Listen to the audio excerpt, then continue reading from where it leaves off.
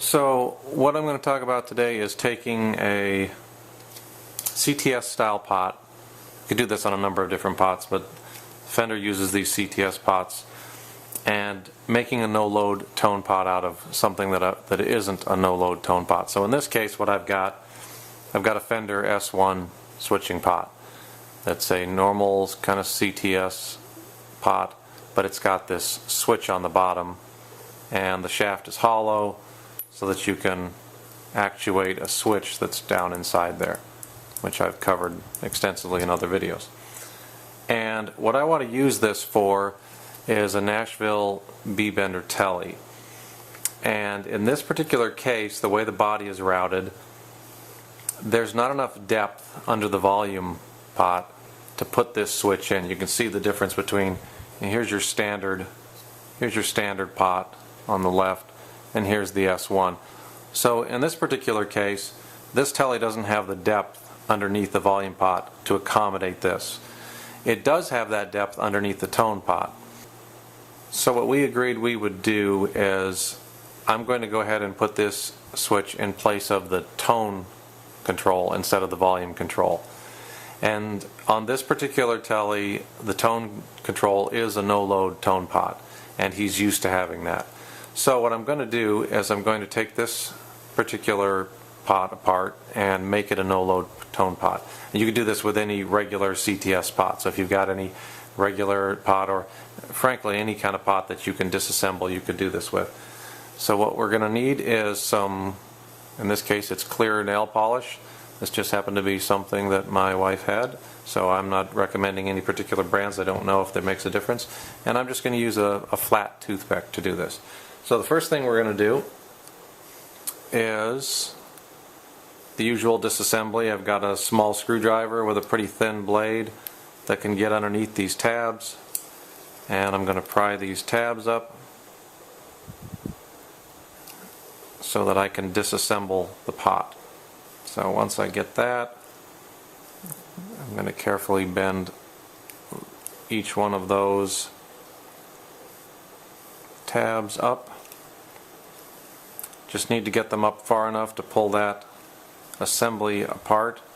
You don't want to overdo it. You don't need to fold them all the way out and back.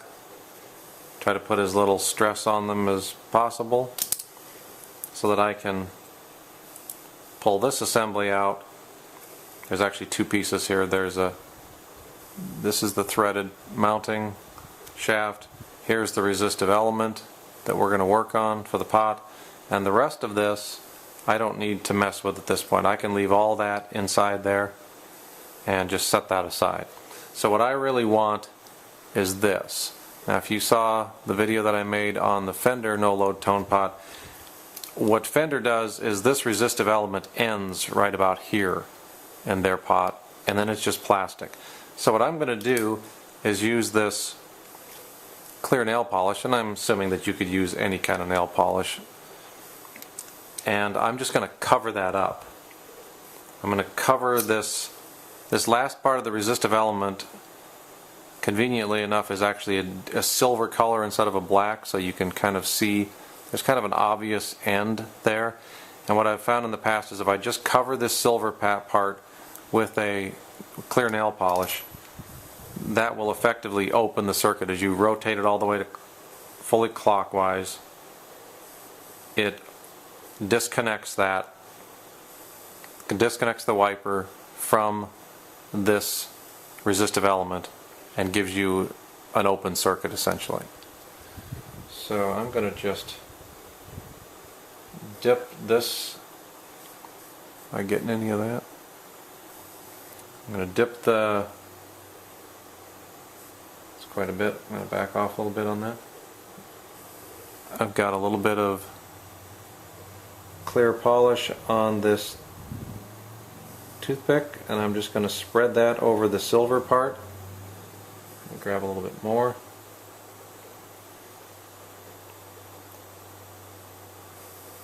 I'm just going to kind of dab it on there.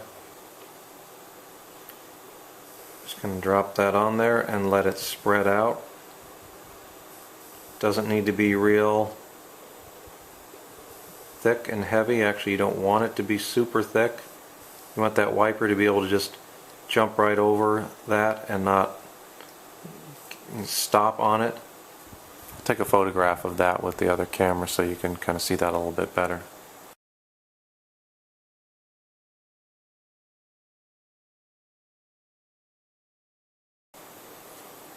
And that's essentially it. And then let that dry. I found that it actually takes several days for this to dry and not still be rubbery feeling. I was surprised at how long that took actually. Now maybe a different brand of nail polish would dry faster, maybe a little heat gun. If you're in a hurry, I would suggest maybe a hair dryer or something to try to get that to dry harder, a little bit faster. You want to make sure that that nail polish is hardened, that it is dried enough that it's hardened, and then when the wiper rubs across it, it doesn't dig into it and damage. So here's my internal resistive element from the S1 pot. It's about 24 hours later, and I've got the clear nail polish on this section right here. So looking further at this, what you'll see is at the beginning of the pot there's just a silver conductive strip, and there's no resistance to that. So as you start to turn this pot from fully counterclockwise, there's no change in resistance. It stays at 0 all the way till it gets to the black. The black is actually the beginning of the carbon strip that is the resistance. So this whole section is 0 ohms, and the pot actually ends here. The full value, in this case it's a 200, I believe this one's a 250K. The full value ends where that black line ends, where that carbon strip ends. So from here on a normal pot, this is all just a silver conductive strip. So that last section of the pot doesn't change, that last little bit of turn, which actually works out really well if you want to modify and make it a no-load pot, because I can cover this with some sort of nail polish and insulate that conductive strip so that when the wiper comes around, when it gets to this point, it basically insulates the wiper from that strip and opens up the circuit. What I've done here is 24 hours later with this particular nail polish that I'm using. If I take this, there's no way I'm going to be able to show this on camera, but if I take this toothpick and kind of poke at the end here, it still will leave a dent in that nail polish.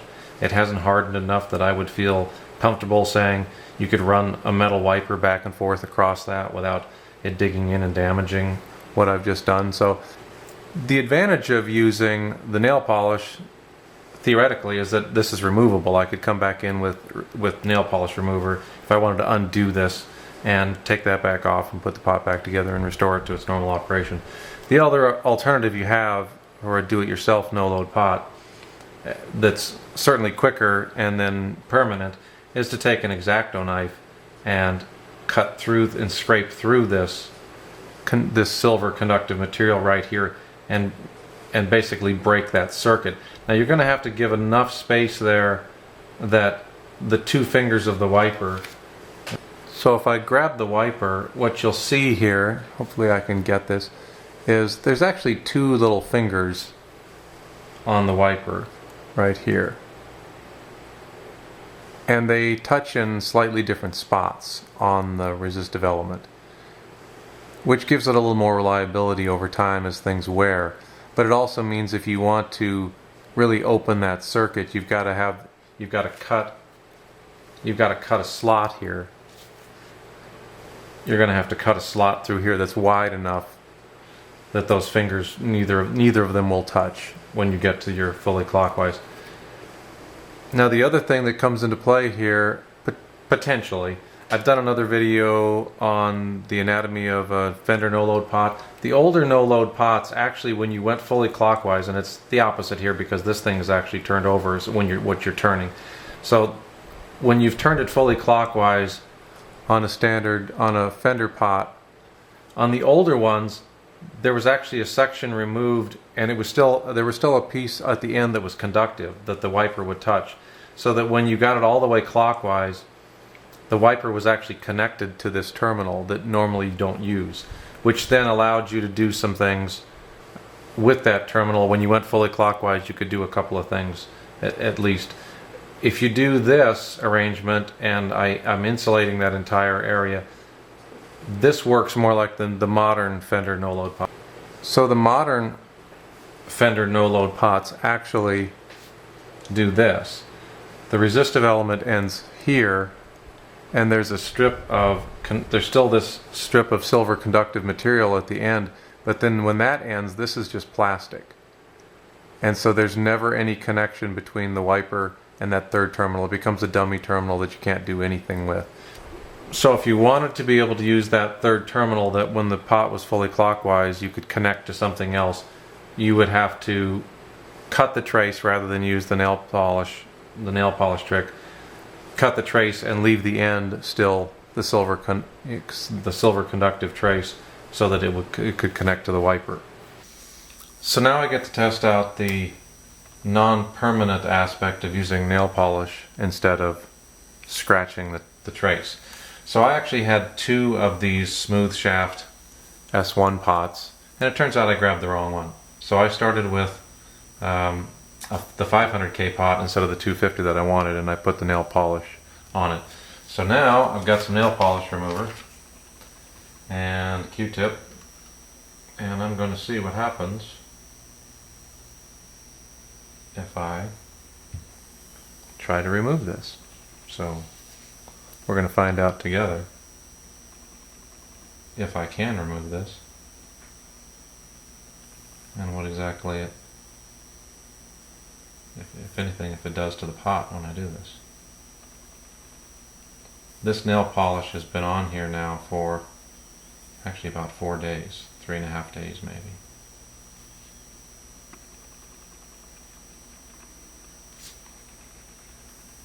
Wow, that wiped right off. Oddly enough, the nail polish remover took the nail polish right off. Okay, so I'm going to dry that up. Okay, I've got my meter now, and this pot measures at 389.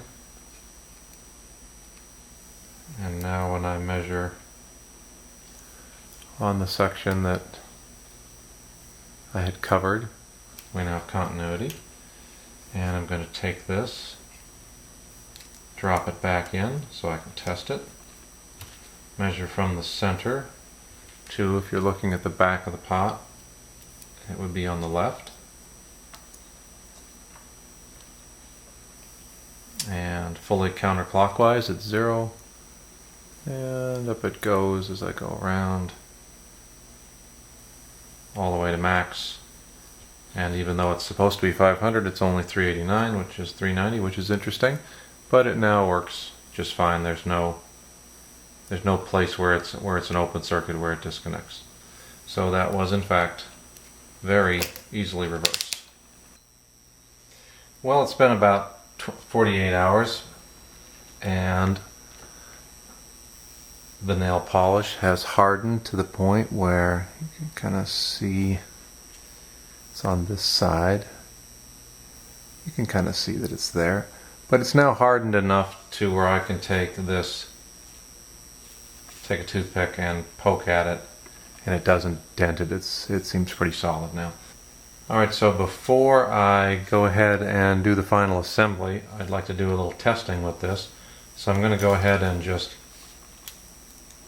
drop that in, and I'm going to hold it in place so that I can rotate the pot and just hold on to it with my fingers around the edges.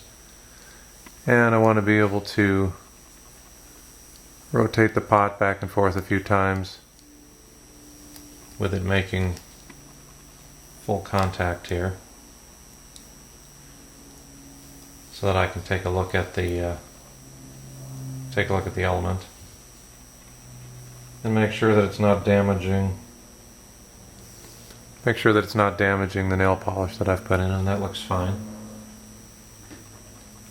The other thing I want to test is just to make sure that it works. Okay, so now I'm going to bring in the meter, and I'm going to clip onto the center terminal, which is the wiper.